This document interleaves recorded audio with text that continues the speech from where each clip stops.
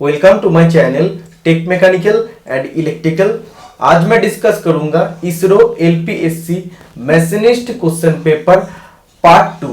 इससे पहले part 1 video में टोटल 40 क्वेश्चन का मैं डिस्कस किया था और 40 क्वेश्चन को मैं बहुत ही अच्छे से एनालिसिस किया था। तो सभी स्टूडेंट का तरफ से पॉजिटिव फीडबैक आया था और आप लोग रिक्वेस्ट किए थे कि पार्ट 2 का वीडियो सर आप जरूर बना दीजिए, इसलिए आज पार्ट 2 का वीडियो बना रहा हूं। पार्ट 2 में टोटल 40 क्वेश्चन रहेगा और 40 क्वेश्चन को मैं डिटेल में डिस्कस करूंगा जितना हमसे हो पाएगा, इसलिए पूरा वीडियो को आप देखिए। और जो स्टूडेंट आप एग्जाम देके आए हैं वो सभी स्टूडेंट को आपको पता चल जाएगा एग्जैक्टली आपको एग्जाम में कितना मार्क्स मिलेगा। और आने वाला दिन में अगर कोई भी स्टूडेंट आप इसरो का किसी भी यूनिट में फॉर्म फिलअप करते हैं तो ये वीडियो आपके लिए बहुत हेल्पफुल होगा, चाहे आप फिटर से, टर्नर से या मैशिनिस्ट से हो। ठीक है, तो सभी ट्रेड का स्टूडेंट इस वीडियो को ध्यान से देखिए, क्योंकि फिटर, टर्नर, मैशिनिस्ट के लिए आप बोल सकते हैं कॉमन पेपर ही होता है, कॉमन मैक्सिमम क्वेश्चन होता है। मैशिनिस्ट के लिए, टर्नर के लिए तो कुछ अलग से मशीन का क्वेश्चन ऐड होता है और सीएनसी का क्वेश्चन ऐड होता है। ठीक है, तो पहला क्वेश्चन आज का क्लास का 41 नंबर, the length and breadth of a rectangle are in the ratio 3:1 if the breadth is 7 centimetre then the length of the rectangle is. तो इसमें देखिए बोला है किसी आयत की लंबाई एवं चौड़ाई की अनुपात 3:1 है। यदि चौड़ाई 7 सेंटीमीटर है तो आयत की लंबाई कितना है।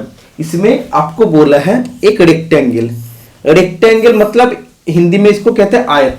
आयत में लेंथ बड़ा होता है ब्रेथ से, तो ये आपका लेंथ होता है, ये आपका ब्रेथ होता है। तो दोनों का रेशियो क्या दिया है, 3:1 दिया है।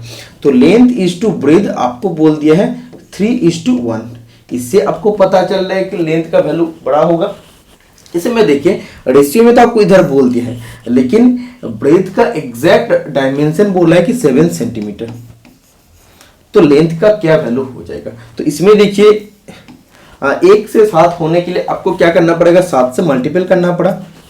ठीक है, और इसमें आपको उसी 7 से मल्टीपल करना पड़ेगा, तब आपका 21 आ जाएगा। तो इसमें देखिए आपका 21 अगर लेंथ आता है, ब्रेथ आपका 7 आता है, तो इसमें देखिए लेंथ और ब्रेथ का रेशियो फिर 3:1 ही आपका आ रहा है। मतलब इसमें आपका हो क्या रहा है, जो आपका लेंथ होगा वो 21 सेंटीमीटर होगा। Option number D right answer हो जाएगा।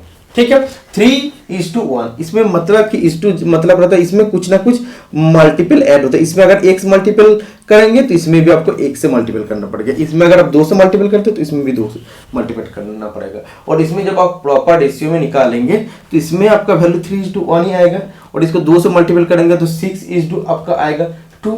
तो लास्ट में तो आपका 3:1 ही आया, तो रेशियो में यही होता है। तो इस क्वेश्चन का number actual right answer 21 centimetre. Next question number 42, 5% of ₹100।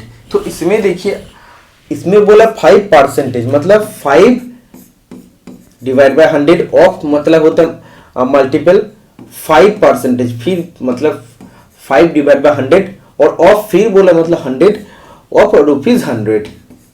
तो इसको कैलकुलेशन कर लीजिए। कैलकुलेशन में आपका क्या आ रहा है, 25 डिवाइड बाय 100 आ रहा है, मतलब ये आपका आ जाएगा 0.25। ठीक है, तो इस क्वेश्चन का राइट आंसर हो जाएगा ऑप्शन नंबर ए।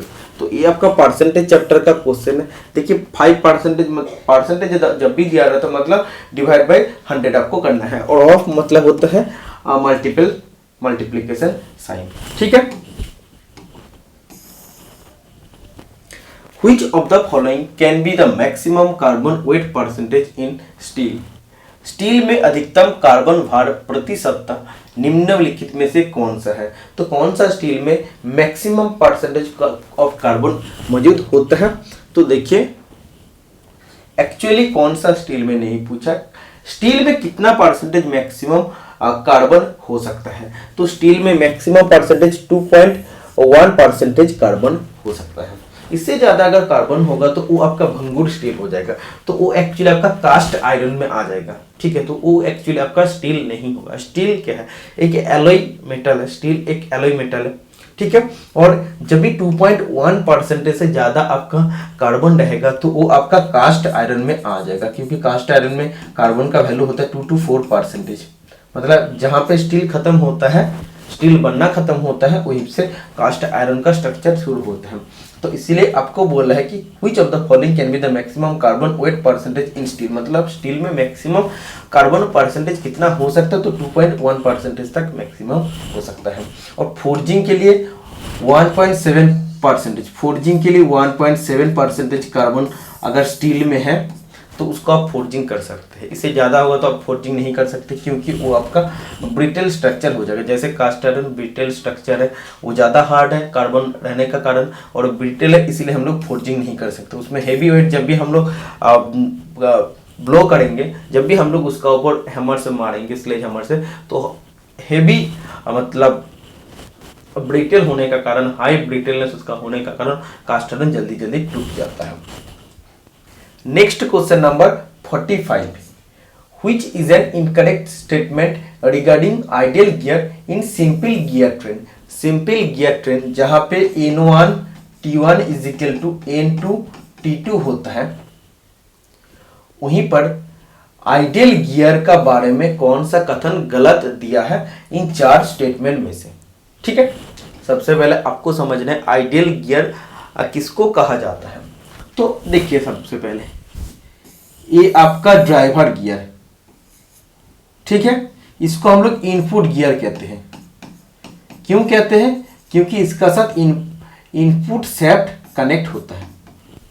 ओके, और ये आपका ड्रिवेन गियर है, ये ड्राइवर, ये आपका ड्रिवेन, इसका साथ आउटपुट शाफ्ट कनेक्ट होता है, इसलिए इसको आउटपुट गियर कहते हैं।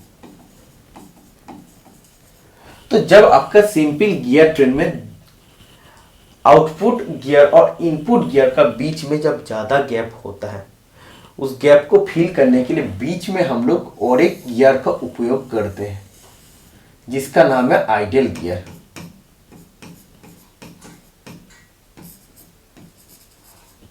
ठीक है, इसे में देखिए, तीसरा ऑप्शन पढ़िए, it is used to fill the large gap between input and output shaft. तो इनपुट और आउटपुट शाफ्ट का बीच का जो गैप होता है, उसमें वो बड़ा गैप को फिल करने के लिए आइडियल गियर उपयोग किया जाता है।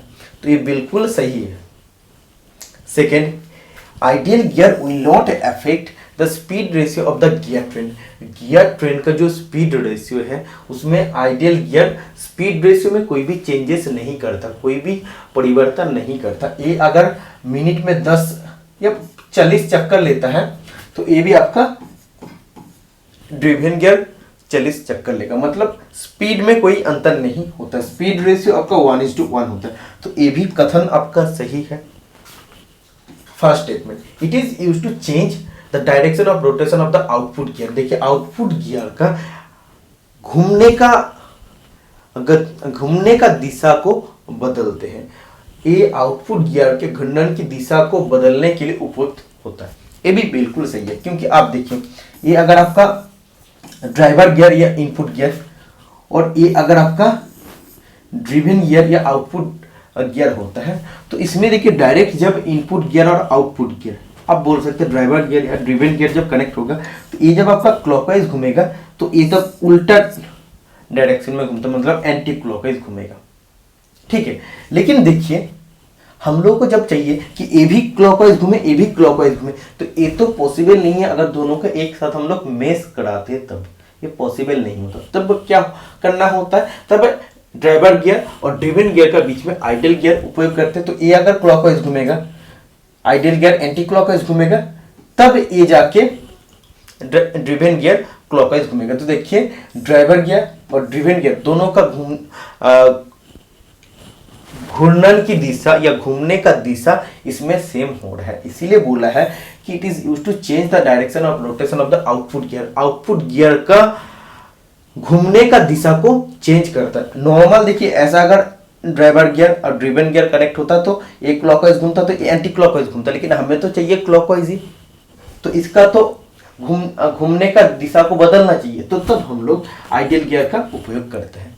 तो 3 स्टेटमेंट जब सही हो गया, तो कौन सा बाकी रह जाता है? It is used to increase the torque of the output gear.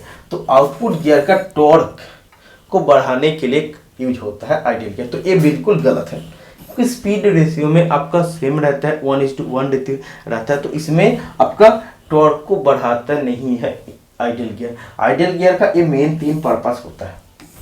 Okay, तो ये जो आपका ऑप्शन नंबर बी है ये आपका राइट आंसर हो जाएगा। ये कथन आइडियल गियर का बारे में गलत दिया है।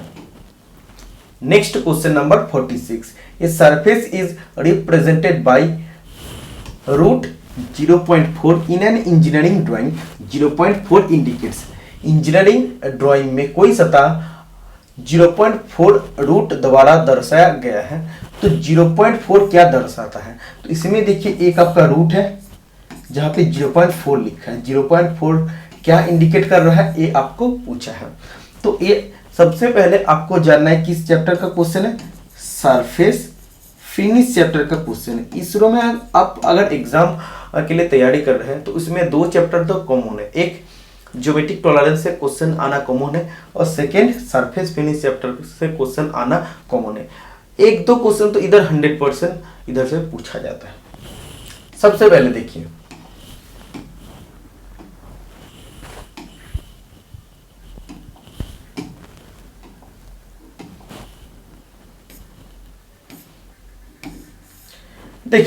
सरफेस रफनेस का या सरफेस फिनिश का एक ऐसा सिंबल होता है, ऐसा सिंबल होता है, ठीक है। इसमें देखिए ए, ई, डी, बी, सी ब्रैकेट में एफ, ठीक है। इधर आपका ई है। सबसे पहले देखिए 2 सिंबल कॉमन होता है जो आपको जानना कंपलसरी है। एक ऐसा सिंबल होता है, ऐसा सिंबल का मतलब क्या है, material removal by machining is required.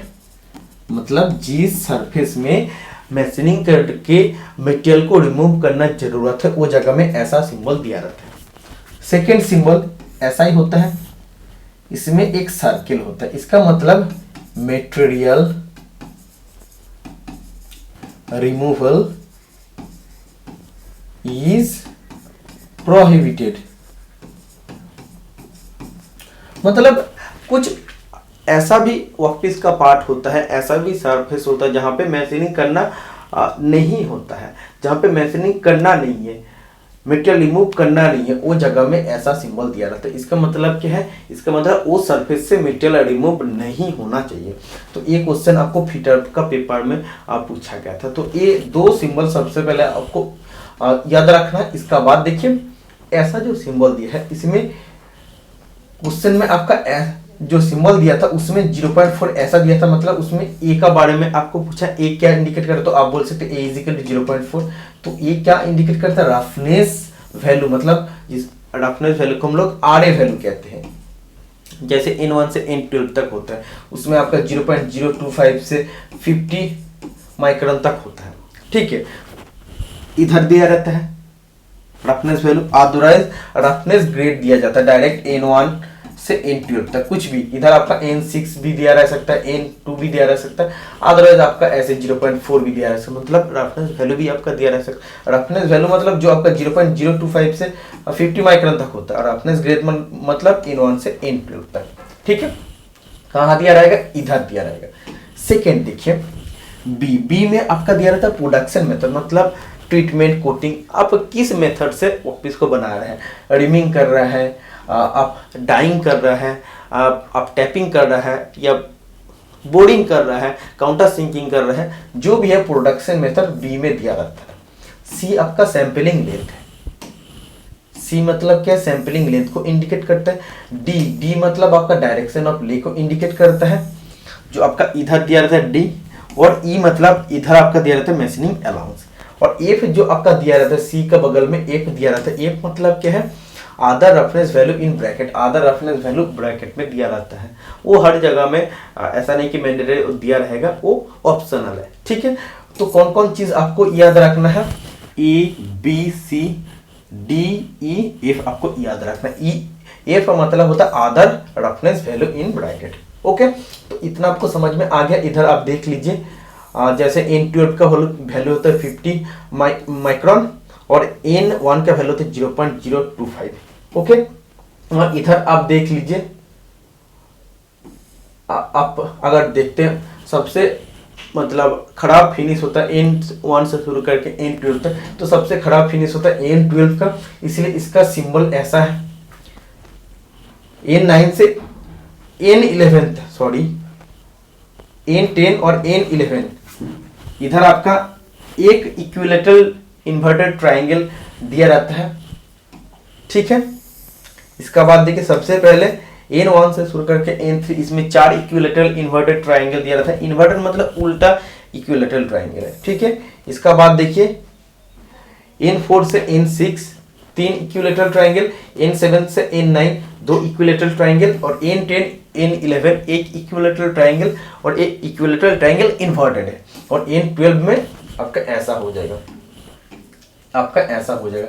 इधर अगर वैल्यू का बात करें, लगभग ये डबल होता है, लगभग हर जगह में। आप देखिए 12.5 25 को 2 करते तो 56.3 को अगर 2 करते तो लगभग 12.5 आ जाता है। 1.6 को अगर 2 करते तो 3.2, 3.2 को अगर 2 से मल्टीपल करते तो 6.4, तो इधर 6.3 है। तो ये स्टैंडर्ड वैल्यू, ये आपको याद रखना है, इससे क्वेश्चन आपको पूछा जाता है। इधर भी कौन सा कितने ट्राइंगल यूज होता है, इससे आपको क्वेश्चन पूछा जाता है। तो इसमें देखिए, इसमें आपको बोला है जो सरफेस में आपका सिंबल दिया है उसमें 0.4 मतलब सरफेस रफनेस ऑफ 0.4 माइक्रोमीटर, ठीक है। डायरेक्शन ऑफ ले मतलब वो आपका डी, आपका जो सिंबल था, जो आपका सिंबल था ना, तो ये आपका इधर डी था, वो आपका डायरेक्शन ऑफ ले को इंडिकेट करता है, ओके। और सैंपलिंग लेंथ मतलब सी, और सरफेस वेवीनेस इसको छोड़ दीजिए, ये आपका नहीं हुआ। तो इस क्वेश्चन का राइट आंसर हो जाएगा option number B, surface roughness of 0.4 micrometre. Next question number 47, a dimension is stated as 525 H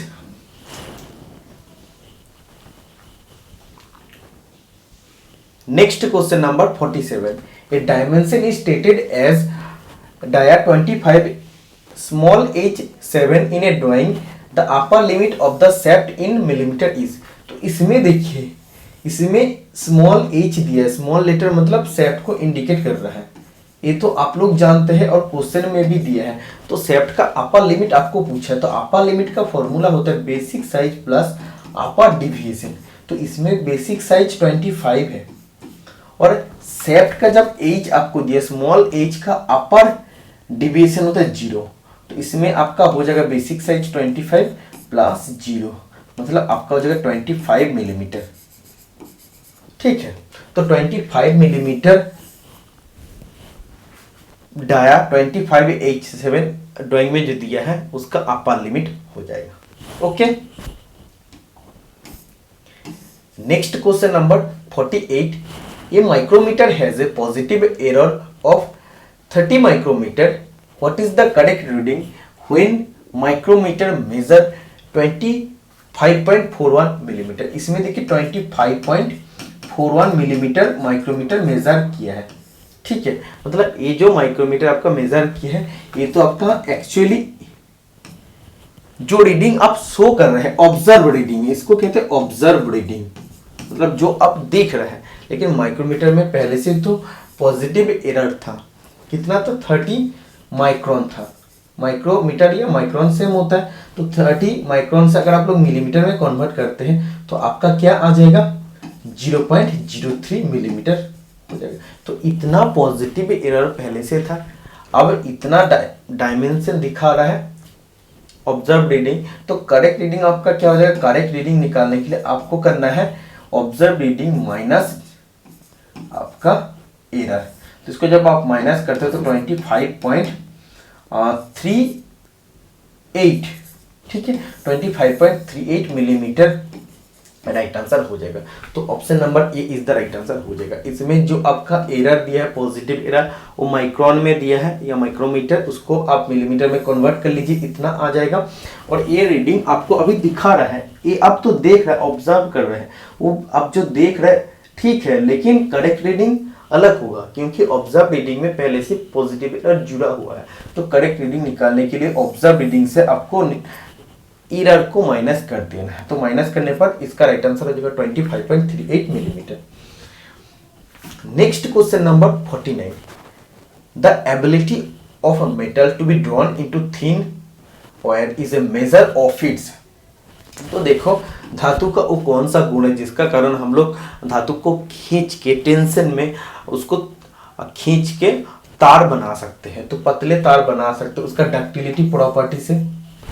and the ability of a metal to resist scratch in a is a measure of its, मतलब धातु का वो कौन सा गुण है जिसका कारण वो किसी स्क्रैच एब्रेशन को रेजिस्ट कर सकते हैं, प्रतिरोध कर सकते हैं। तो स्क्रैच मार्क को रेजिस्ट कर सकता है तो वो आपका हो जाता है hardness. Hardness, brittleness, toughness, elasticity, malleability, ductility, ये सब धातु का मैकेनिकल प्रॉपर्टी होता है। ठीक है, तो इसमें दो मैकेनिकल प्रॉपर्टी आपको दिया, डक्टिलिटी और हार्डनेस। हार्डनेस में हम लोग किसी वेयर रेजिस्टेंस कर सकते हैं, स्क्रैच रेजिस्टेंस कर सकते हैं।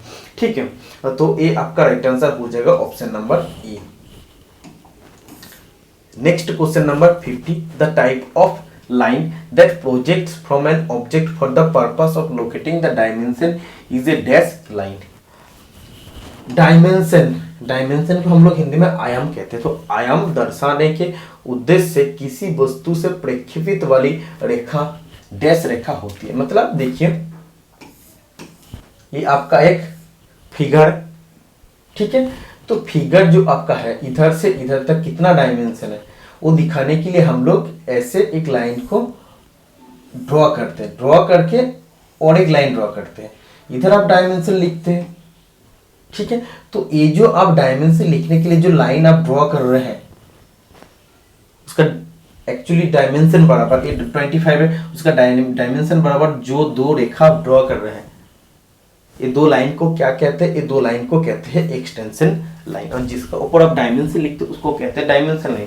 लेकिन आपको बोला कि the type of line that projects from an object for the purpose of locating the dimension, मतलब ये जो आपका डायमेंशन है इधर से इधर, इसको लोकेट करने के लिए जो दो रेखा हम लोग ऐसे प्रोजेक्शन किया है, मतलब ड्रॉ किया है, तो ये दो रेखा का नाम क्या हो जाएगा, वो आपका होता है एक्सटेंशन लाइन। ठीक है, एक बार देख लीजिए इसका डिटेल भी, डिटेल में कुछ है मैं आप लोगों को लेके आया हूं आप लोगों के लिए।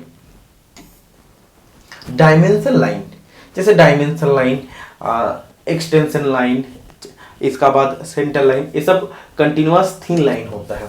ये आप लिख लीजिए कंटिन्यूअस थिन लाइन होता है। ओके,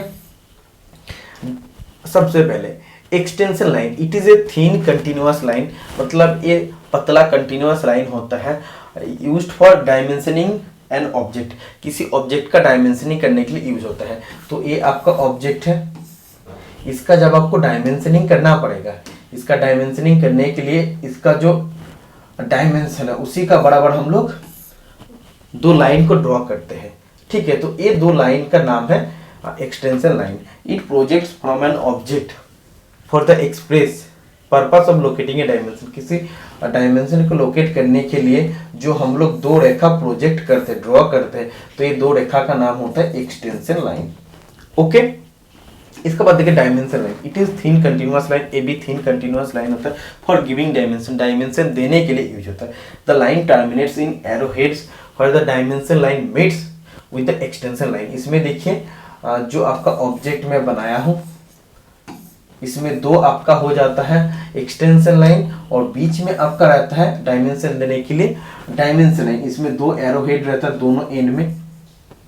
ओके, और इसमें आपको क्या बोला है, इसमें आपको बोला है एरो हेड, और देखिए dimension where the dimension line meet the extension line, और ये जो आपका डायमेंशन लाइन है ग्रीन कलर का वो एक्सटेंशन लाइन के साथ मीट होता है, मतलब मिलता है जाके। ठीक है, इसका ऊपर डायमेंशन लिखा रहता है। तो क्वेश्चन में आपको एक्सटेंशन लाइन पूछा था।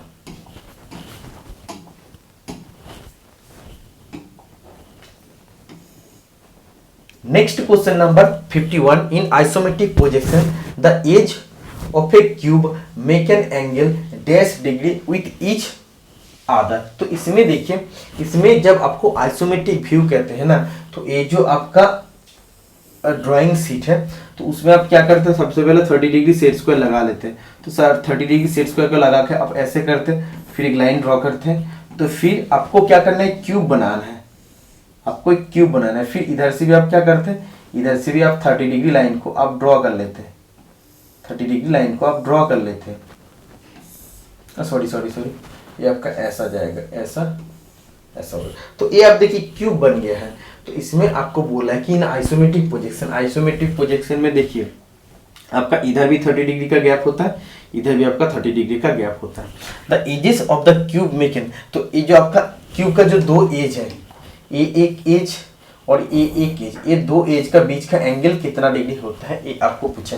एक कैंडिडेट भी देखिए ऐसा किया है, सेम किया है। तो ये आपका एंगल होता है 120 डिग्री। क्यों हो रहा है, जो आपका एक लाइन है, स्ट्रेट लाइन का एंगल होता है 180 डिग्री। इसमें से जब आप लोग पहले से एक 30 डिग्री को आप ऐसे कर देते हैं, लाइन ड्रॉ किए, और फिर इधर से एक 30 डिग्री आप लाइन ड्रॉ करते हैं, मतलब 180 से जब आप लोग 60 प्लस 60 को माइनस कर देते हैं, तो इधर आपका आ जाता है 180 माइनस, सॉरी इधर आपका 30 प्लस 30 हो जाएगा, तो टोटल 60 माइनस हो जाएगा, मतलब 120 हो जाएगा। तो ये जो आपका एंगल हो जाएगा क्यूब का दो एज का बीच का एंगल हो जाएगा 120 डिग्री। तो option number D right answer हो जाएगा। Okay, 52 number question, minimum number of orthographic views required to represent a solid on a flat surface is. तो देखिए किसी चपेट या चपटे सतह पर किसी ठोस को दर्शाने के लिए न्यूनतम डैश ऑर्थोग्राफिक व्यू का जरूरत होता है। तो किसी भी फ्लैट सरफेस में किसी सॉलिड आपका फिगर है, तो उसको दर्शाने के लिए कितने ऑर्थोग्राफिक व्यू का जरूरत होता है, तो 3 ऑर्थोग्राफिक व्यू तो हम लोग ड्रॉ करते हैं, लेकिन मैंडेटरी होता है 2। Option number B right answer हो जाएगा। ये जो कैंडिडेट किया ये गलत हो जाएगा, ठीक है। आपको 2 ऑर्थोग्राफिक व्यू का जरूरत होता है, 3 का नहीं जरूरत होता है। तीसरा वाला अगर आप नहीं देते तब भी हम लोग प्रॉपर फिगर बना सकते हैं 2 ऑर्थोग्राफिक व्यू से, ठीक है। तो कैसे होता है मैं आपको बताता हूं, आप देख लीजिए एक बार। देखिए ये आपका एक फिगर है, इस फिगर को ड्रॉ करने के लिए 2 ऑर्थोग्राफिक व्यू ही काफी है। सबसे पहले क्या, लेंथ और हाइट अगर आप बता देते हैं, ओके, और आपको क्या है, लेंथ और हाइट अगर आप बता देते हैं, तो इसमें देखिए आपको बोला लेंथ एंड हाइट जो आप बता देते हैं, ये आप फ्रंट देख के बोला फ्रंट भी हो जाता है। और अगर आप लेंथ, ये आपका लेंथ और ब्रेथ बता देते तो आपका टॉप भी हो जाता। तो ऑर्थोग्राफिक जब व्यू आप ड्रॉ करेंगे तो उसमें ओनली फ्रंट व्यू और टॉप व्यू, ये 2 व्यू से आप इसका डायग्राम को बना सकते हैं, आपको साइड व्यू का कोई जरूरत नहीं पड़ेगा, ठीक है। तो किसी भी फ्लैट सरफेस में देखिए, किसी भी फ्लैट सरफेस में ये जो हम लोग क्यूबॉइड ड्रॉ किए, इसको ड्रॉ करने के लिए हाइट सोचिए आपका 10 है, लेंथ सोचिए 20 है, और ब्रेथ सोचिए आप लोग मान लीजिए ये भी आपका 15 है, ठीक है। तो इसको ड्रॉ करने के लिए हम लोग को सिर्फ 2 व्यू का जरूरत है।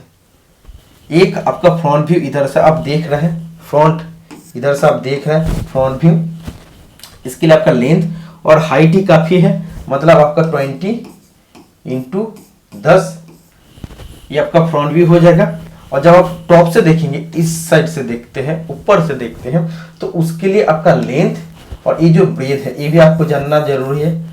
तो ये भी अगर आप बता देते हैं, जैसे आपका हो जाएगा 20 इंटू 15, वो आप टॉप व्यू बता देते हैं, मतलब 2 व्यू से आप इस पूरा फिगर को ड्रॉ कर सकते हैं ना। आप देखिए हमें बता दिया गया है कि एक हमारा जो लेंथ है वो 20 है, ठीक है, और इधर हमको हाइट बता दिया गया कि 10 है, तो इधर हम लोग बना लिए 20, इधर 10, ठीक है। फिर हमें जब ऊपर में बताया जा रहा है, ऊपर में जब हमें बताया जा रहा है, देखिए मैं आपको बता देता हूँ, एग्जैक्ट नहीं ड्रॉ कर पाऊंगा, फिर भी देखिए इधर आप ब्रेथ अगर आप ऐसे ड्रॉ कर लेते, इधर अगर ब्रेथ आप ड्रॉ कर लेते, 10 ड्रॉ कर लिए, इसके बाद ये भी आपका 10 होगा, और ये जो आपका लेंथ है, लेंथ बराबर आप लाइन को ड्रॉ कर दीजिए, मैच कर दीजिए, तो आपका ये प्रॉपर फिगर बन जाएगा। ये फिगर को बनाने के लिए फ्रंट व्यू और टॉप व्यू काफी है। तो किसी भी फ्लैट सरफेस में सॉलिड किसी फिगर का अगर आपको ड्रॉ करना है तो उसके लिए 2 ऑर्थोग्राफिक व्यू भी काफ़ी, फ्रंट व्यू और दूसरा टॉप व्यू। ओके, इसमें देखिए an object having 3 dimension length breadth and height, या जिसको आप लोग थिकनेस कह सकते हैं, हाइट को कॉल्ड ए सॉलिड, उसको सॉलिड कहते हैं।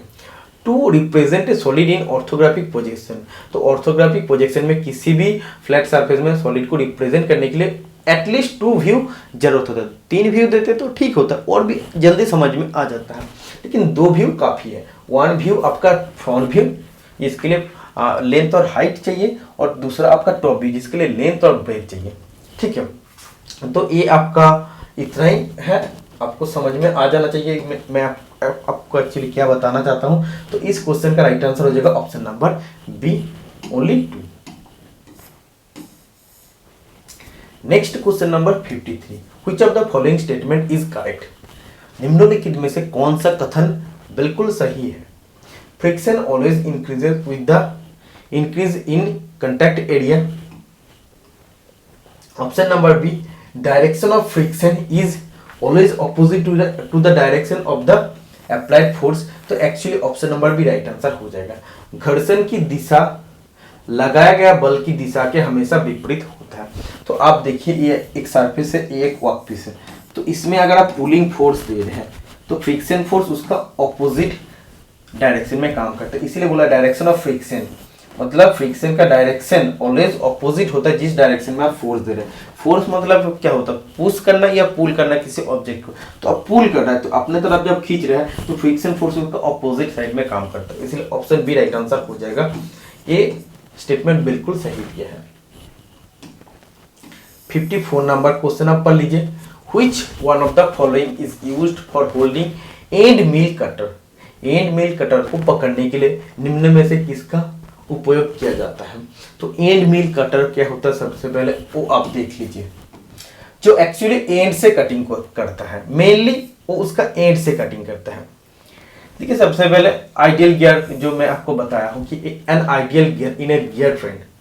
गियर ट्रेन में ideal gear is defined as the gear placed between input and output shaft. मतलब जो आपका आउटपुट और इनपुट शाफ्ट के बीच में जो गियर का डाला जाता है उसका नाम है ideal gear. Between driver gear या ड्रिवन गियर, आप बोल सकते हैं ड्राइवर गियर या ड्रिवन गियर का बीच में।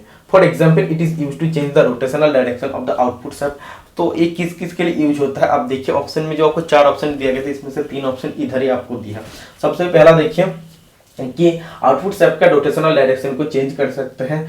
इसका बाद इनपुट और आउटपुट शाफ्ट के बीच का जो गैप है, मतलब बड़ा गैप को फिल कर सकता है, और without affecting the speed ratio, मतलब आपका ड्राइवर और ड्रिवन गियर का स्पीड रेशियो में कोई भी अंतर नहीं होता है। इतना ही आपके लिए काफी है। नेक्स्ट देख लेते हैं, वेट। देखिए ये आपका गियर 1 गियर 2 बीच में आपका आइडियल गियर है, ड्राइवर गियर ड्रिवन गियर बीच में आपका आइडियल गियर है। ये आपका क्लॉकवाइज घूम रहा है, ये आपका एंटी क्लॉकवाइज घूम रहा है, फिर सॉरी ये आपका एंटी क्लॉकवाइज घूम रहा है, ये आपका क्लॉकवाइज घूम रहा है, फिर ये आपका एंटी क्लॉकवाइज घूम रहा है। ठीक है, एंड मिल कटर जिसका बारे में अभी मैं आपको बता रहा था, and mill cutters have cutting teeth on the end. मतलब एंड मिल कटर का कटिंग टीथ एंड में होता है और उसका पेरिफेरी साथ साथ उसका पेरिफेरी में भी होता है, मतलब उसका चार पास उसका पेरीमीटर बराबर भी होता है, परिसीमा बराबर या परिधि बराबर भी उसका टीथ होता है। तो एंड मिल कटर जो आपका एंड मिल कटर है उसका कटिंग टीथ एंड में तो होता है और उसका पेरीफेरी मतलब उसका चार पास भी कटिंग टीथ होता है। और fitted to the spindle by suitable adapter, मतलब किसी सुइटेबल एडाप्टर या इसको आप बोल सकते हैं कि कॉलेज चक में इसको पकड़ाया जाता है एंड मिल कटर को। The end mill is used for milling small faces.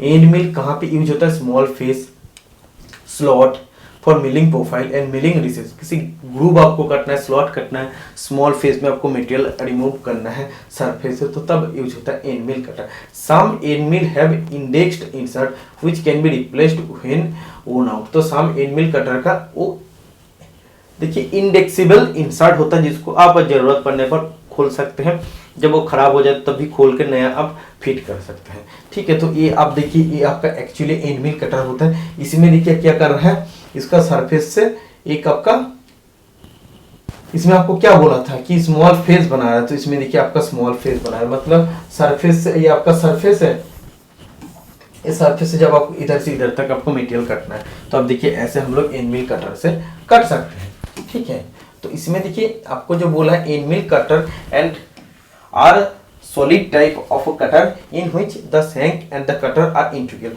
तो एंड मिल कटर एक सॉलिड टाइप ऑफ कटर होता है, इसका दो पार्ट होता है, एक आपका होता है शैंक, दूसरा होता है आपका कटर, मतलब इसका दो मेन पार्ट है, शैंक, दो सेकंड आपका कटर। एंड मिल कटर है straight shank, and mill cutter का स्ट्रेट शैंक टेपर्ड शैंक दोनों होता है। तो देखिए इसका बारे में इतना ही काफी है। और एंड मिल कटर को पकड़ाया जाता है, स्पेशल एडाप्टर जो दिया है ये इधर ओनली आपको इतना ही मेंशन किया, लेकिन इधर जब आपको क्वेश्चन में पूछा है कि एंड मिल कटर को कहाँ पे पकड़ाया जाता है तो आपको राइट आंसर करके आना है collet chuck, option number A. 55 number question आप देख लीजिए, गेजेस। गेजेस मतलब जो आपका चेकिंग पर्पस के लिए यूज होता है, मास प्रोडक्शन में गेजेस का सबसे ज्यादा उपयोग किया जाता है टाइम को कम करने के लिए। तो ये बनाया जाता है एलॉय स्टील से। ओके, कभी कभी गेजेस को भी हम लोग केस हार्डनिंग करते हैं, तो आप लोग बहुत सारा स्टूडेंट कहते हैं कि गेज तो एलॉय स्टील से बने होते हैं, और हम लोग तो पढ़ के आए कि लो कार्बन स्टील में हम लोग ओनली सरफेस हार्डनिंग कर सकते हैं, केस हार्डनिंग कर सकते हैं। तो ऐसा कुछ नहीं है, एलॉय स्टील में भी जो आपका गेज बने होते हैं तो उसमें वेयर रेजिस्टेंस और प्रॉपर्टी बढ़ाने के लिए हम लोग केस हार्डनिंग करते हैं। ठीक है, क्वेश्चन में आपको ऐसा पूछा जाता है कि हम लोग गेजेस में क्यों केस हार्डनिंग करते हैं, तो वेयर रेजिस्टेंस प्रॉपर्टी बढ़ाने के लिए। Dwell period of the cam follower mechanism is defined as. Cam follower यंत्रावली की निवास अवधि की परिभाषा है। तो इसमें देखिए सबसे पहले आपको समझना है कैम फॉलोअर मैकेनिज्म क्या होता है, उसमें उसका बाद आपको समझना है ड्यूअल पीरियड क्या होता है। तो कैम फॉलोअर मैकेनिज्म क्या होता है सबसे पहले आपको समझना है। देखिए एक वीडियो में सबसे पहले आपको दिखाऊंगा, उसका बाद थ्योरी पढ़ाऊंगा। ओके, देखिए ये जो आप फिगर देख रहे हैं ये है आपका कैम, ये है आपका फॉलोअर। फॉलोअर आप लोग जानते हैं किसी भी सेलिब्रिटी का फॉलोअर होता है ना, जैसे फॉलो करते हैं उसको, वैसे ये आप सोचिए कैम आपका सेलिब्रिटी है, तो इसको फॉलो कौन कर रहा है, फॉलोअर। मतलब फॉलोअर को चला कौन रहा है, कैम चला रहा है। ठीक है, तो आप देखिए ऐसे एक्चुअली कैसा इसका मैकेनिज्म है, ये आपका घूमेगा फिर इसको ऊपर उठाएगा, फिर ये लंबा वाला पार्ट जब जाएगा तो ये ऊपर उठेगा, ठीक है, फिर जाएगा तो ये ऊपर आएगा, उठेगा, फिर ऊपर उठेगा, फिर नीचे आएगा। तो आप देखिए इसमें देखिए कितना जल्दी हो रहा है, घूम रहा है, ऊपर उठ रहा है, नीचे आ रहा है, उठ रहा है, नीचे आ रहा है। फिर आप देखिए और भी है इसमें, देखिए फिर ये लंबा वाला पार्ट जब ऊपर जाएगा तो कैम फॉलोअर का क्या कर रहा है, ऊपर धकेल रहा है, तो फिर इधर देखिए इधर भी काम हो रहा है। तो ये एक्चुअली कैम फॉलोअर मैकेनिज्म है। तो एक्चुअली पावर किसमें सबसे पहले आता है, कैम में आता है। तो इसका शेप एक्चुअली आप देखिए एक अंडाकार शेप है। अंडाकार शेप होने का कारण क्या होता है, इसका जो अंडा वाला सोडू वाला पार्ट होता है ऊपर जाता है, वो लंबा है तो फॉलोअर को ऊपर धकेलता है। ऊपर धकेलने का कारण क्या होता है, बाकी जो मैकेनिज्म का पार्ट है उसमें एक्चुअली क्रिया होता है। इसका बाद देखिए जो नेक्स्ट जो एक्चुअली वीडियो है देख लीजिए, इसमें देखिए एक्चुअली ये ऊपर नीच हो रहा है, किसका कारण, कैम का कारण हो रहा है, क्योंकि कैम इधर से फॉलोअर को चला रहा है। ठीक है, तो इतना ताकि आपको समझना है। इसका बाद थ्योरी पर चलते हैं। वेट,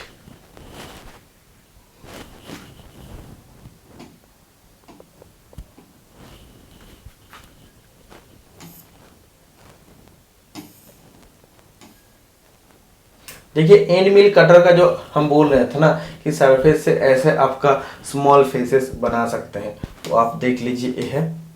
इसका बाद देखिए कैम, ये mechanical device used to transmit motion to a follower by direct contact.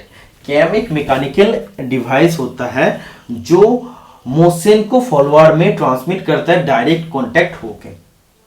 ठीक है, ये जो आपका कैम था एक्चुअली, सॉरी कैम आपका ऐसा नहीं है, कैम आपका एक्चुअली ऐसा है और ये आपका फॉलोअर है, ठीक है। तो ये जो आपका जब अंडा वाला पार्ट, शुरू वाला पार्ट ऊपर जाता है, लंबा वाला पार्ट ऊपर जाता है, तो ये भी फॉलोअर ऊपर जाता है। तो ये जब आपका नीचे आ जाता है तो ये भी फॉलोअर नीचे आ जाता है, क्योंकि वो फॉलो करते हुए नीचे आता है। ये जब आपका कैम ऊपर जाता है तो इसको भी, फॉलोअर को भी ऊपर उठाता है। कैम जब ये वाला पोर्शन नीचे आता है तो फॉलोअर भी नीचे आ जाता है। उसका कारण एक्चुअली इसका मैकेनिज्म काम करता है। कैम आप बोल सकते हैं ड्राइवर, और फॉलोअर को आप बोल सकते हैं driven. In a cam follower pair the cam normally rotates while follower में ट्रांसलेट और ऑसिलेट। जब देखिए कैम एक्चुअली रोटेट होता है, कैम ऑलवेज घूमेगा, ये आपको याद रखना। कैम का गति कैसा होता है, वो एक्चुअली रोटेशन करता है, रोटरी मोशन उसका होता है, ठीक है। लेकिन जो आपका फॉलोअर करेगा वो क्या करेगा, वो करेगा आपका ट्रांसलेटिंग, मतलब ऊपर नीचे करेगा, अदरवाइज ऑसिलेटिंग। मतलब जैसे घड़ी का कांटा ऑसिलेटिंग होता है ना, इस घड़ी में घंटी बजता है तो उसमें देखना ऐसे ऐसे एक कांटा होता है जो पेंडुलम जैसे होता है, ऐसे मतलब मूव होते रहता है ना, तो उसको कहते हैं कि ऑसिलेटिंग होना। मतलब ऐसे पेंडुलम रहता है तो वो इधर उधर जाना, उसको कहते हैं ऑसिलेटिंग होना। और ट्रांसलेटिंग मतलब ये आपका ऊपर नीचे होता है। तो आपको याद रखना है कि कैम ऑलवेज घूमेगा, लेकिन जो आपका फॉलोअर होगा वो ट्रांसलेटिंग होगा, ऊपर नीचे होगा, अदरवाइज ऑसिलेटिंग, दाएं बाएं मूव करेगा, ठीक है। नेक्स्ट देखिए ये सब चीज आपको कोई नहीं बताता है, आप थोड़ा सा ध्यान से देख लीजिए। इसमें अगर वीडियो बनाते हैं बहुत कम स्टूडेंट देखता है, मैशिनिस्ट का, टर्नर का वीडियो जब हम बनाते हैं बहुत कम स्टूडेंट फॉलो करता है। हमें उस सब पे ध्यान देना नहीं है, क्योंकि हमें सिर्फ ये देखना है कि जितने स्टूडेंट हमें देख रहे हैं वो हमें पसंद करना चाहिए, वीडियो को अच्छा लगना चाहिए। इसीलिए मैं जितना हो सके अच्छा से नोट्स तैयार करके आप लोगों को हर क्लास में समझाता हूँ। ऐसे तो डेली क्लास में प्रोवाइड नहीं कर सकता हूँ, लेकिन जिस भी क्लास प्रोवाइड करता हूँ अच्छा से अच्छा उसमें कंटेंट देने का कोशिश करता हूँ। इसमें देखिए ये आपका जब ऊपर जा रहा है तो ये भी आपका फॉलोअर ऊपर जाएगा, फिर ये जब आपका नीचे आ जाएगा, ये आपका नीचे आ जाएगा, फिर ये वाला फॉलोअर भी आपका नीचे आ जाएगा, ठीक है। नेक्स्ट देखिए, cam is a rotating machine element. Cam एक रोटेटिंग मशीन एलिमेंट है व्हिच गिव्स रेसिप्रोकेटिंग और ऑसिलेटिंग मोशन। रेसिप्रोकेटिंग और ट्रांसलेटिंग आपका सेम है। रेसिप्रोकेटिंग मतलब आगे पीछे होना, तो इसमें आगे पीछे क्या होगा, फॉलोअर तो आपका ऐसा ही है, तो फॉलोअर आगे पीछे होना मतलब वो ऊपर नीचे, उसका ट्रांसलेटिंग कहते हैं। और ऑसिलेटिंग ऐसे दाएं बाएं मूव होना, जैसे पेंडुलम होता है। तो इसमें देखिए होता है to another element known as follower. Follower ऐसा होता है cam and follower has a point और लाइन कॉन्टेक्ट। तो इसमें आपको पूछा जा सकता है कैम और फॉलोअर मैकेनिज्म में उसमें कैसा कॉन्टेक्ट होता है, पॉइंट और लाइन कॉन्टेक्ट होता है at a higher pair, okay. इसका बाद देखिए, cam is a mechanical component of a machine that is used to transmit motion to the another component called follower through a prescribed motion program direct contact. ये मैं आपको बता दिया हूँ, इतना ही है और कुछ है कि नहीं देख लेते हैं।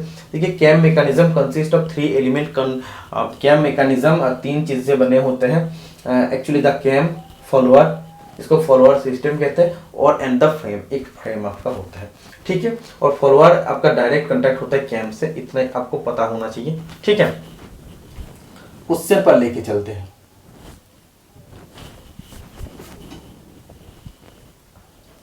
तो इसमें देखिए कैम फॉलोअर मैकेनिज्म क्या आपको पता चल गया। कैम आपका ऑलवेज रोटरी मोशन में घूमता रहेगा और फॉलोअर आपका ट्रांसलेटिंग या ऑसिलेटिंग आपका होगा। तो उसमें ड्यूअल पीरियड का मतलब होता है period of no movement of follower in one revolution. मतलब कैम का एक रिवोल्यूशन में जब फॉलोअर का कोई मूवमेंट नहीं होता है, फॉलोअर का कोई ट्रांसलेटिंग होगा अदरवाइज ऑसिलेटिंग होगा।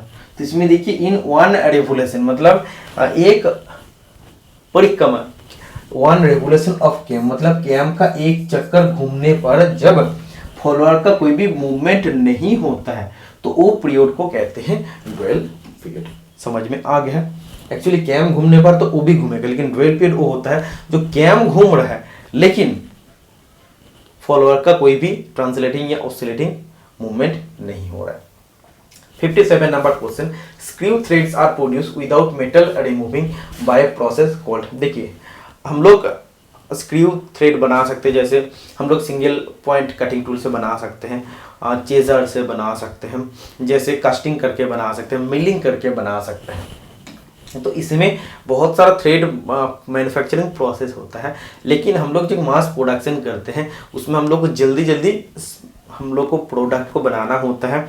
तो बनाने के लिए हम लोग का एक प्रोसेस यूज होता है जिसका नाम है थ्रेड रोलिंग। थ्रेड रोलिंग में सिर्फ थ्रेड फॉर्म होता है, इसमें चिप्स वगैरह कुछ भी निकलता नहीं है, ठीक है। इसमें थ्रेड फॉर्म होता है। सबसे पहले जो आपका डायमीटर है, जो सेफ्ट है, सेफ्ट का डायमीटर को पिच डायमीटर का इक्वल टू पिच डायमीटर आपको टर्निंग कर लेना पड़ता है। उसके बाद थ्रेड रोलिंग मशीन में दो रोलर का बीच में इस सेफ्ट को डाला जाता है और उसमें थ्रेड फॉर्म करके निकाला जाता है। इसमें कोई भी चिप्स नहीं निकालता है, एक आपका बोल सकते हैं कि कोल्ड प्रोसेस होता है, ठीक है, या ठंडे जो आपका प्रोसेस होता है।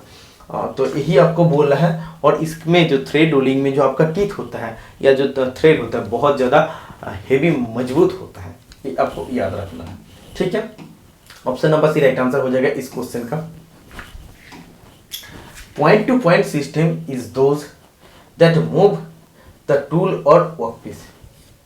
इसमें देखिए पॉइंट टू पॉइंट प्रणालियां वो होते हैं जो उपकरण या कार्य को ले जाती है। तो पॉइंट टू पॉइंट सिस्टम, जैसे आप जानते हैं ना ड्रिलिंग में क्या होता है, ड्रिलिंग में point to point actually contact होता है। तो उसमें होता है कि from one point to another point and then tool performance the work. तो option number A right answer हो जाएगा। एक्चुअली देखिए ये आपका ड्रिल का एक पॉइंट है और वर्कपीस का जहां पे ड्रिलिंग करना वो भी एक पॉइंट है। तो दोनों को जब आप सेट कर लिए हैं उसका बाद आपका टूल वर्कपीस में परफॉर्म करता है, ऑपरेशन करता है। तो मेरा हिसाब से option number A right answer हो जाएगा। Okay, next question number 60। In a quick return mechanism, quick return mechanism में फॉरवर्ड स्ट्रोक और रिटर्न स्ट्रोक का रेशियो होता है 3:2, मतलब फॉरवर्ड स्ट्रोक में ज्यादा टाइम लगता है रिटर्न स्ट्रोक का तुलना में, ठीक है। तो quick return mechanism slaughter machine, shaper machine में यूज होता है। उसमें क्या होता है, कौन सा मोशन में कन्वर्ट होता है, तो उसमें actually rotary motion reciprocating motion में कन्वर्ट होता है। तो रोटरी मोशन जब आपका घूमता है वो आपका रैम क्या होता है, आगे पीछे मूव होता है। तो इसमें सेपर मशीन में या जिस भी स्लॉटर मशीन में है तो उसमें rotary motion actually reciprocating motion मतलब आगे पीछे होना, वो मोशन में कन्वर्ट होता है। ओके, एक बार देख लेते इसका बारे में कुछ भी है कि नहीं। Wait,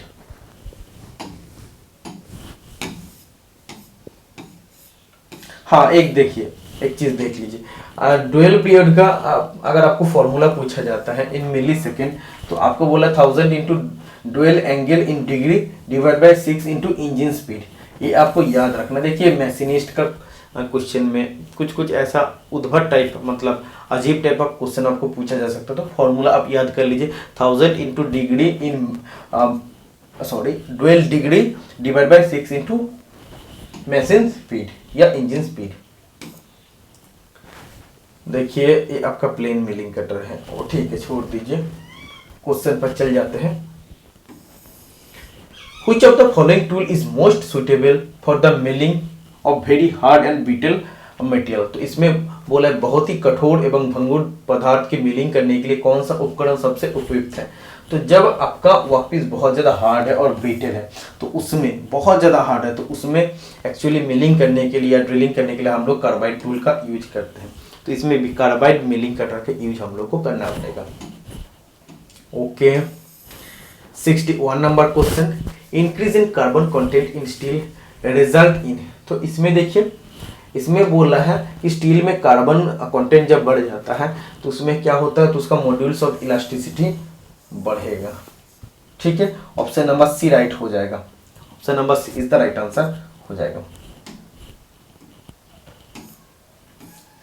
next question number 62, for fixer which of the following is a wrong statement. Fixer के लिए निम्नलिखित में से कौन सा गलत स्टेटमेंट है। तो फिक्सर वर्कपीस को पकड़ सकता है, लोकेट कर सकता है, क्लैम्प कर सकता है, अब कुछ भी कर सकता है, लेकिन कटिंग टूल को कभी गाइड नहीं करेगा। लेकिन जो आपका चौथा ऑप्शन है, it is use to guiding the cutting tool, cutting tool को गाइड करने के लिए यूज होता है। तो ये जो दिया है ये पॉइंट पूरा फेक है, पूरा रॉन्ग है। तो option number D right answer हो जाएगा इस क्वेश्चन का। Next question number 63, find the cutting speed in meter per minute of a 30 millimeter diameter cutter rotating at 50 RPM. तो इसमें देखिए आपको कटिंग स्पीड निकालना है, बहुत सिंपल है। आपको ऐसा देख के लग रहा है, पाई देके बोला है कटिंग स्पीड इज तो आपका होता है पाई डी एन अपन 1000, ठीक है। तो इधर आपका पाई हो जाएगा, डी आपका हो जाएगा 30 और एन का दे दिया है आरपीएम 50 दिया है। तो इधर आप 1000 कर लीजिए, इसको काट दीजिए तो 15 पाई डिवाइड बाई 10, मतलब इधर आपका आ जाएगा 1.5 पाई। तो option number B right answer हो जाएगा इस क्वेश्चन का। नेक्स्ट क्वेश्चन नंबर 64, देखिए सीएनसी से क्वेश्चन दिया है। जनरली एक आपको कमेंट से क्वेश्चन पूछा जाता है, लेकिन इसमें एक चार्ट ही आपको दे दिया है जो आपको मैच करना है, और इसमें चार कमेंट दिया है आपको। तो एटलीस्ट सबको पता होना चाहिए तभी आप कर सकते हैं, अदरवाइज 2-3 तो एटलीस्ट पता होना चाहिए। इसमें सबसे पहले देखिए G01, ये आपका होता है लीनियर इंटरपोलेशन। जी कोड के बारे में एक क्लास में प्रोवाइड किया यूट्यूब में, आप जाके उसको देख सकते हैं। इसका बाद G03 मतलब आपका होता है इंटरपोलेशन एंटी क्लॉकवाइज। M03 मतलब होता है आपका स्पिंडल रोटेशन क्लॉकवाइज। और M05 का मतलब होता है स्पिंडल स्टॉप। तो एक्चुअली ये अगर आप मैच करते हैं तो इसका साथ option number C right answer हो जाएगा। तो देखिए G01 मतलब आपका हो जाएगा लीनियर इंटरपोलेशन। इसका बाद G03 आपका हो जाएगा इंटरपोलेशन एंटी क्लॉकवाइज। M03 मतलब हो जाएगा स्पिंडल रोटेशन क्लॉकवाइज और M05 मतलब हो जाएगा स्पिंडल स्टॉप। ठीक है, तो option number C is the right answer हो जाएगा इस क्वेश्चन का।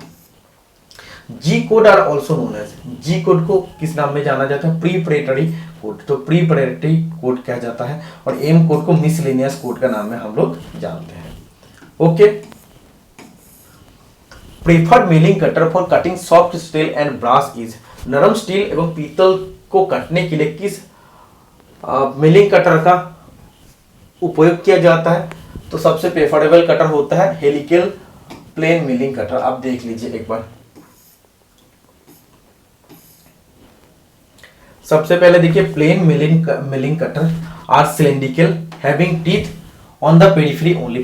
Plane milling cutter, end milling cutter का मैं आपको बताया कि एंड में भी टीथ होता है और चार पास में भी टीथ होता है, और प्लेन मिलिंग कटर का ओनली पेरिफेरी, उसका परिधि बराबर टीथ होता है। They are used to produce flat surface बनाने के लिए यूज होता है by feeding the table longitudinally table को मूव करके। तो इसमें देखिए आपको एक्चुअली बोला है helical plain milling cutter. Helical plain milling cutter आपका ऐसा होता है, या आप बोल सकते हैं ऐसा होता है। इसमें अगर आप एक लाइन ड्रॉ करते हैं, इमेजिनरी लाइन, उसका साथ जो आपका कटर का टीथ है उसका एंगल को देखते हैं तो ये आपका हेलिक्स एंगल होता है, इतना डिग्री में हेलिक्स एंगल होता है। This cutters are high helix cutter with helix angle. तो ये आपका हाई हेलिक्स कटर है, इसमें हेलिक्स एंगल आपका लगभग 45 डिग्री से 60 डिग्री का हेलिक्स होता है, मतलब बहुत ज्यादा आपका हेलिक्स एंगल होता है। They are particularly suited to this milling of wide and intermediate surface in contour और प्रोफाइल मिलिंग।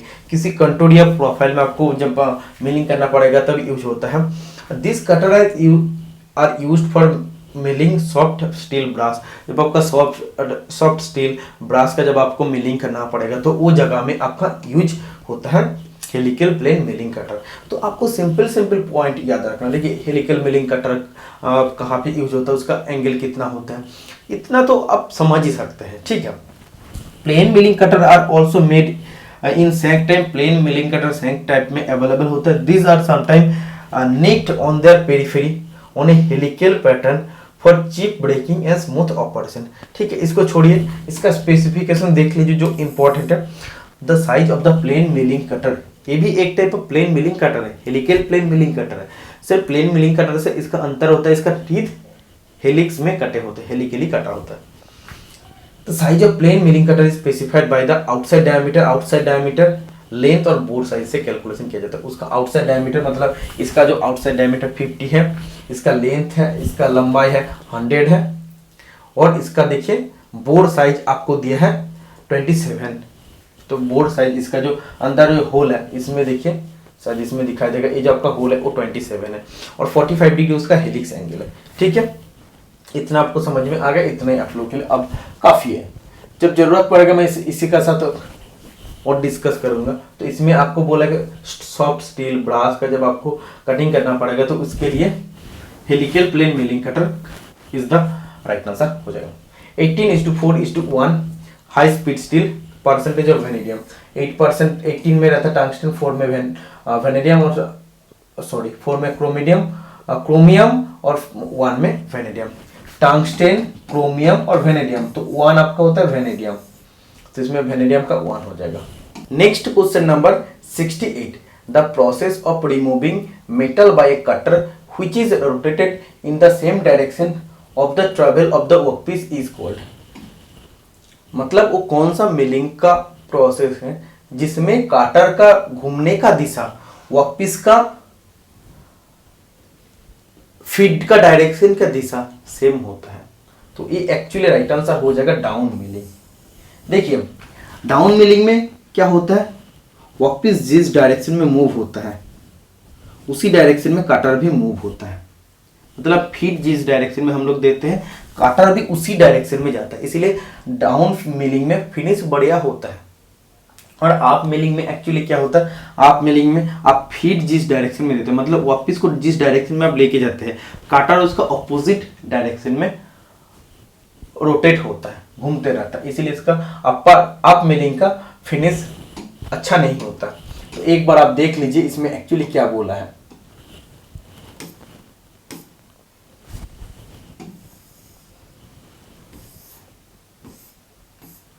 देखिए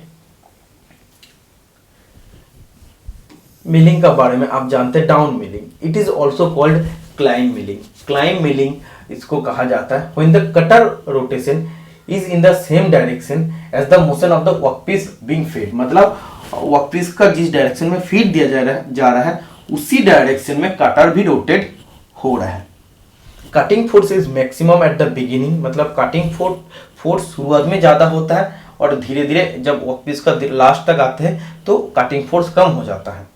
ठीक है, और इसमें देखिए आप मिलिंग को कन्वेंशनल मिलिंग कहते हैं और इसमें क्या होता है, workpiece in which the workpiece moving towards the cutter opposing the cutter direction of the rotation. मतलब कटर जिस डायरेक्शन में रोटेट होता है वर्कपीस उसका उल्टा डायरेक्शन में फीड दिया जाता है। इसमें आप इमेज से देख सकते हैं, ये आपका आप मिलिंग है, आप फीड इस तरफ दे रहा है लेकिन कटर आपका क्या जा रहा है, कटर आपका ऐसा घूम रहा है, धीरे धीरे ऊपर उठ रहा है, लेकिन फीड आपका एक्चुअली क्या दे रहा है, मतलब वर्कपीस आपका इस तरफ आगे जा रहा है और कटर आपका इस तरफ आ रहा है।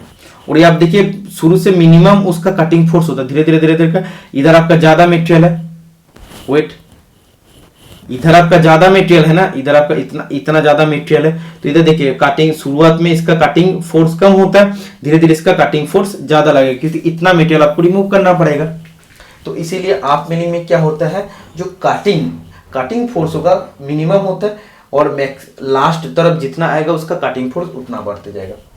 और इसमें देखिए डाउन मिलिंग में क्या होगा, आप इस डायरेक्शन में वर्कपीस को आप इस तरफ भेज रहे हैं और कटर भी आपका क्या हो रहा है, धीरे धीरे इस तरफ भी जा रहा है। अब देखिए कटर ऐसा मूव हो रहा है, धीरे धीरे जा रहा है। तो इसमें देखिए पहले जो इसका कटिंग हो रहा है, पहले इसका ज्यादा कटिंग हो रहा है, मतलब कटिंग फोर्स इधर आपका ज्यादा रहा है, इसको काट के क्या कर रहा है, धीरे धीरे ये आपका ऐसा बना रहा है। मतलब डाउन मिलिंग में कटिंग फोर्स पहले ज्यादा होता है और लास्ट में धीरे धीरे कम होता है। ठीक है, यही आपको बोला है और कुछ है कि नहीं देख लेते पॉइंट में। ये better surface finish is obtained down milling में सरफेस फिनिश बेहतर होता है किसका तुलना में, आप मिलिंग का तुलना में, क्योंकि फीड का डायरेक्शन और कटर का रोटेशन सेम दिशा में होता है। इसलिए आप मिलिंग में देखिए फीड जिस डायरेक्शन में दे रहा है कटर उसका ऑपोजिट डायरेक्शन में आ रहा है, इसलिए इसका फिनिश उतना बढ़िया नहीं होता है। और आप मिलिंग के लिए प्रॉपर फिक्सर का जरूरत होता है, क्योंकि देखिए ये आपका वर्क पीस है, फिगर से आप देखिए, फिगर से आप देख लीजिए ये आपका आप मिलिंग है। इसको अगर आप अच्छा से नहीं पकड़ते तो इसमें देखिए आपका मटेरियल कम है, इसमें देखिए इधर तक आपका मटेरियल कम है, काटते हुए आ गया, इधर जब आपका ज्यादा मटेरियल है तो इसमें देखिए कटर आपका ऊपर जा रहा है। अब फीड तो आप इस डायरेक्शन में दे रहे हैं, फीड आप इस डायरेक्शन में दे रहे हैं और कटर आपका ऊपर अगेंस्ट में आ रहा है, उसका खिलाफ आ रहा है, तो इतना मीटर को काटते हुए ऊपर जाएगा। तो अगर प्रॉपर फिक्सर नहीं होगा तो इसको अच्छा से क्लैंप नहीं कर पाएगा, अच्छा से होल्ड नहीं कर पाएगा। तो इधर जब आप काट रहे हैं इसका ऐसे ऑपोजिटली घूमेगा फीट का डायरेक्शन के, तो ये क्या करेगा, वर्कपीस को ऊपर उठाने का कोशिश करेगा। इसीलिए प्रॉपर फिक्सर का जरूरत होता है। प्रॉपर फिक्सर अगर रहेगा तभी ये वर्कपीस को अच्छा से पकड़ सकेगा। ओके, इतना आपको समझ में आ गया है। नेक्स्ट क्वेश्चन पर चलते हैं। Circumference of a workpiece is to be divided into 120 equal division using simple indexing method having 40 wormhole teeth. Indexing movement will be, indexing movement आपको पूछा है, तो आप जानते हैं इंडेक्स रेशियो क्या होता है, 40:1 होता है। तो इसमें आपको इंडेक्सिंग मूवमेंट IM निकालने के लिए आपको करना पड़ेगा 40 divide by number of equal division. तो 40 डिवाइड बाई 120, क्योंकि 120 इक्वल डिवीजन में आपको करना है, तो ये आपका आ जाएगा 1/3, या आप बोल सकते हो 1:3 रेशियो में आ गया। तो आप देखिए इसमें आपका कौन सा ऑप्शन में रेशियो 1:3 आ रहा है। इसमें देखिए आपका अगर 6 से डिवाइड करें तो 2:3 आ रहा है। इसमें देखिए इसमें आपका अगर आएगा तो 2 आपका आएगा 7। इसमें देखिए इधर आपका आएगा 3 से अगर आप करते हैं तो 4 और 7। तो इसमें देखिए आपका 4:7 आ गया, लेकिन ऊपर में देखिए इधर आपका आ जाएगा 1:3। तो देखिए इसमें आपका हो जाएगा 6 होल्स ऑन 18 होल सर्किल। तो option number A right answer हो जाएगा। तो इससे आपको देख लेना पड़ेगा कि आपका एक्चुअली रेशियो क्या आ रहा है, उसका बाद आपको ऑप्शन देखना है उस हिसाब से क्या कर रहा है। इससे अगर आप 6 से नीचे आप 6 से मल्टीपल कर देते तो आपका आ जाएगा 6 होल्स ऑन 18 होल सेंटर। तो ये आपका एक्चुअली फॉर्मूला होता है index movement is equal to 40 divide by number of equal division.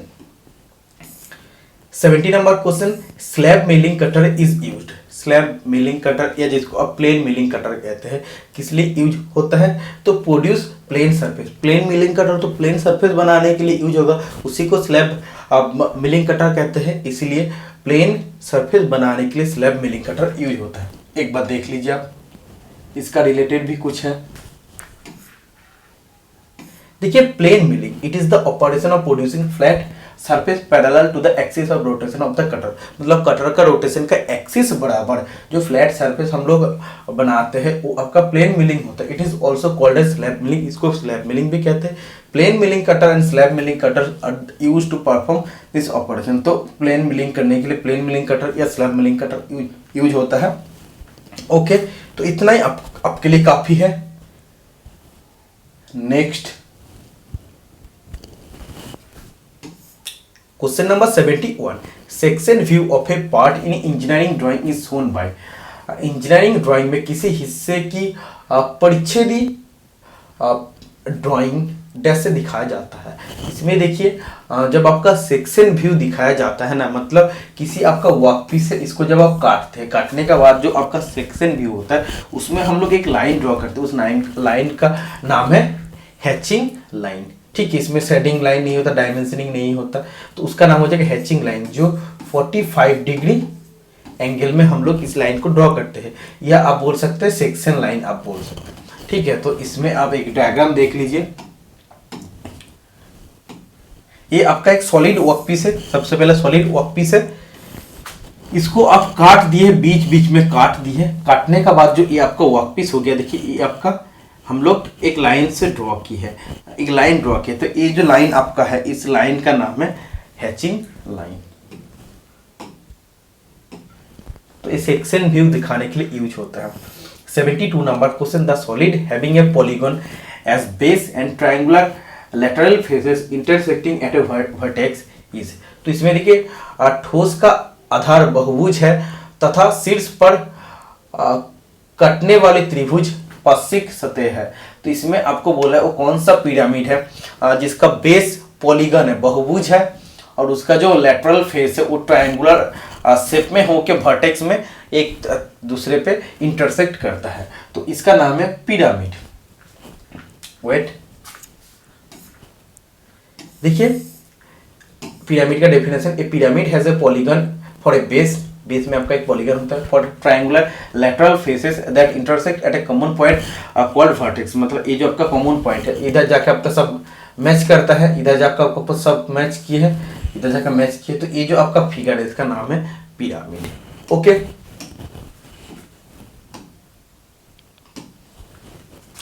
Option number A right answer हो जाएगा। Center lines are used to locate और रिप्रेजेंट द सेंटर ऑफ, तो center line कब यूज किया जाता है, किसी आर्क सर्किल या हिडन राउंड फीचर से, वो सब जगह में सेंटर लाइन यूज किया जाता है। सेंटर लाइन होता है कंटिन्यूअस थिन लाइन, तो option number D right answer हो जाएगा इस क्वेश्चन का।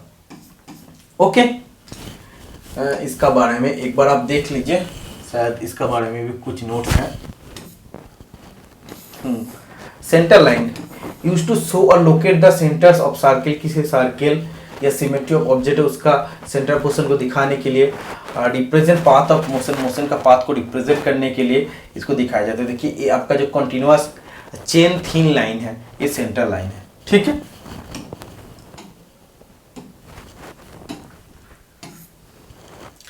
सेवेंटी-4 number, for laying out large circle which of the following tool is used, बड़े वृत्त खींचने के लिए कौन सा टूल उपयुक्त होते हैं, इसका राइट आंसर हो जाएगा ट्रेमेल। ट्रेमेल यूज होता है, या जिसको हम लोग बीम कॉम्पास कहते हैं, बीम कॉम्पास यूज होता है, ठीक है। नॉर्मली डिवाइडर से हम लोग आर्क सर्कल ड्रॉ करते हैं, तो बड़े साइज का जब आपको ड्रॉ करना पड़ेगा तो सीट मेटल पर्पस में आप ट्रेमेल यूज कर सकते हैं। पर्पस ऑफ होलो पंच, होलो पंच एक पंच है जिसका अंदर खोखले है, ठीक है, वो अलग अलग शेप में अवेलेबल होता है। तो किसके लिए यूज होता है, तो for making holes in thin leather would board seat, तो किसी लेदर या वुड बोर्ड सीट है तो उसमें जब आपको किसी अलग अलग शेप का होल बनाना पड़ेगा तो उसमें होलो पंच यूज होगा, ठीक है, उसमें होल बनाने के लिए। तो option number C right answer हो जाएगा। नेक्स्ट क्वेश्चन नंबर 76, एक graduated cylinder is use to measure, तो एक ग्रेजुएटेड सिलेंडर होता है, एक ऐसा सिलेंडर होता है जिसमें ग्रेजुएशन किया रहता है, तो किस लिए यूज होता है, वॉल्यूम ऑफ ए लिक्विड, किसी लिक्विड के वॉल्यूम को मेजर करने के लिए यूज होता है।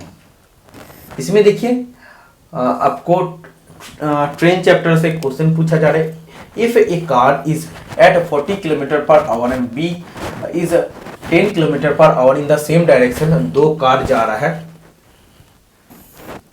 ये 40 km/h, बी भी उसी डायरेक्शन में जा रहा है 10 km/h, ठीक है। तो उसका रिलेटिव उसमें बोला what is the velocity of the car A relative to the car B, तो इसमें आपको रिलेटिव वेलोसिटी आपको निकालना है। तो इधर आपका राइट आंसर क्या जाएगा, जब आपका सेम डायरेक्शन में जाएगा तो इसमें आपका माइनस हो जाएगा, तो 40 माइनस 10, तो कार ए का कार बी का स्पीड से माइनस हो जाएगा, तो 30 km/h आ जाएगा इसका वेलोसिटी। अगर ऑपोजिट डायरेक्शन में जाता ए, अगर इसका ऑपोजिट डायरेक्शन में जाता बी, तो 40 + 30 तब हो जाता, सॉरी 40 + 10 तब हो जाता 50, लेकिन सेम डायरेक्शन में बोला है इसीलिए 30 km/h, option number D right answer हो जाएगा इस क्वेश्चन में। नेक्स्ट क्वेश्चन नंबर 78, देखिए total electrical energy consume by electric heater is 100 kWh, एक इलेक्ट्रिक हीटर है उसमें टोटल इलेक्ट्रिकल एनर्जी या इलेक्ट्रिकल हीटर कितना एनर्जी को कंज्यूम करता है, 100 kWh, 100 kWh। इसमें देखिए दो चीज है, एक आपका आवर है और एक आपका वाट है, वाट से तो हम लोग किलो वाट कर सकते हैं, तो इधर देखिए किलोवाट से हम लोग क्यों वाट करेंगे, तो 1 किलोवाट इज इक्वल टू 1000 वाट हो गया, तो 1000 वाट आवर आप बोल सकते हैं, ठीक है। इसमें देखिए इलेक्ट्रिक हीटर कितने काम करते हैं, 20 दिन आपका काम करते हैं, डेली 5 घंटा करके काम करते हैं, तो डेली 5 घंटा करके अगर 20 दिन काम करते हैं, टोटल कितना घंटा काम किए, 20 × 5 मतलब टोटल 100 आवर्स काम किए हैं, ठीक है। तो रेटिंग आपको क्या है, रेटिंग आपको निकालना है, तो इतना आपका इलेक्ट्रिक हीटर एनर्जी कंज्यूम किए है, आपका इलेक्ट्रिकल एनर्जी कंज्यूम किए, उसमें से आपका कितना टाइम चला है वो भी आपको बोल दिया, 100 आवर्स चला है।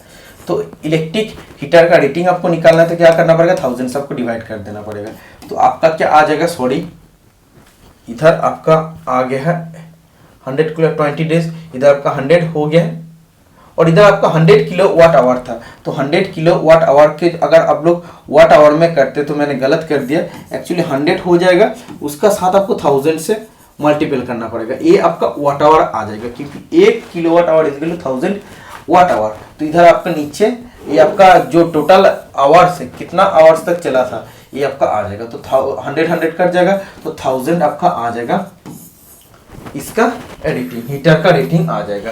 ठीक है, तो हीटर कितने वाट का है, हीटर आपका 1000 वाट का है। ये आपका 1000 वाट का हीटर जब आप डेली 5 दिन करके, डेली 5 घंटा करके 20 दिन चलेगा, तो उसमें 20 दिन बाद इतना एनर्जी कंज्यूम होगा। इधर मैंने गलत किया था, actually 1 kilowatt hour is equal to 1000 watt होता है। उस हिसाब से 100 किलोवाट आवर से अगर वाट आवर करना चाहते हो तो 100 इंटू 1000 आपको करना है, डिवाइड बाय कितने घंटा तक चला था, और जब ये निकाल देंगे तो इलेक्ट्रिक हीटर का रेटिंग निकाल के आ जाएगा कि 1000 वाट का इलेक्ट्रिक हीटर था। Okay, 79 number question, cork is a good insulator because it has, cork एक बहुत ही अच्छा कुचालक होता है, क्योंकि इसमें क्या होता है, क्योंकि इसमें पोरस बॉडी होता है। It is a porous body. Porous body मतलब क्या होता है, जैसे आप वेल्डिंग चैप्टर में पढ़े पोरोसिटी, ब्लो होल, मतलब जब वेल्डिंग करते हैं तो वेल्ड ज्वाइंट का बीच में एयर फंस जाने का कारण, वायु फंस जाने का कारण या हवा फंस जाने का कारण उसमें गैप बन जाता है। तो इसमें भी सेम, इसमें जो कॉर्क होता है उसमें भी हवा फंस जाने का कारण, ट्रैप हो जाने का कारण उसका बीच में गैप हो जाता है, और वो जो आपका गैप हो जाता है तो उसमें ऑक्सीजन रहता है, उसमें आपका हवा रहता है, और गैप होने का कारण क्या होता है, वो आपका air is the bad conductor of air is the bad conductor of electricity. ठीक है, तो इलेक्ट्रिसिटी का जब बैड कंडक्टर होगा, ये आप सोचिए ये आपका कॉर्क है, इसका बीच में अगर ये जो मटेरियल है इसका बीच में अगर गैप है तो इसमें क्या होगा, गैप है, इसमें आपका हवा है, वो आपका इलेक्ट्रिसिटी को अच्छा से कंडक्ट होने नहीं देगा, चलने नहीं देगा। तो इसीलिए क्या होता है, एयर आपका बैड कंडक्टर होता है, और इसीलिए ये आपका एक्चुअली गुड कंडक्टर नहीं होगा। तो कंडक्टर जब नहीं होगा, करंट को चलने में जब बाधा सृष्टि करता है तो क्या हो जाता है, वो आपका इंसुलेटर बन जाता है। तो इंसुलेटर होने यही कारण होता है, क्योंकि ये कॉर्क का बॉडी पोरस होता है, मतलब बीच में पोरोसिटी होल है, वो जिसमें हवा फंसे है, हवा इलेक्ट्रिसिटी का बैड कंडक्टर है। ओके, तो ऑप्शन डी राइट आंसर हो जाएगा। 80 नंबर क्वेश्चन, आज का क्लास का last question, the pressure of at any given point of a non moving fluid is called the, किसी बिंदु पर किसी स्थिर तरल का दाब को क्या कहते हैं, हाइड्रोस्टैटिक प्रेशर कहते हैं। ठीक है, hydrostatic pressure, option number D right answer हो जाएगा। इसमें देखिए आपको बोला किसी स्थिर तरल, नॉन मूविंग मतलब जो फ्लूइड बिल्कुल भी मूव नहीं कर रहा है, किसी स्थिर फ्लूइड में जब किसी एक ही पॉइंट में प्रेशर होता है तो वो प्रेशर को कहते हैं हाइड्रोस्टैटिक प्रेशर। तो किसी बिंदु पर किसी स्थिर तरल का दाब को कहते हैं हाइड्रोस्टैटिक प्रेशर, द्रव स्थितिक दाब जिसको कहते हैं। ठीक है, तो इसी का साथ टोटल मैथमेटिक्स का क्वेश्चन पेपर का एनालिसिस खत्म होता है। वीडियो अच्छा लगे तो वीडियो को लाइक कीजिएगा, चैनल को सब्सक्राइब कर लीजिएगा। तो आज के लिए इतना ही, मिलते हैं नेक्स्ट वीडियो में, टाटा बाय बाय।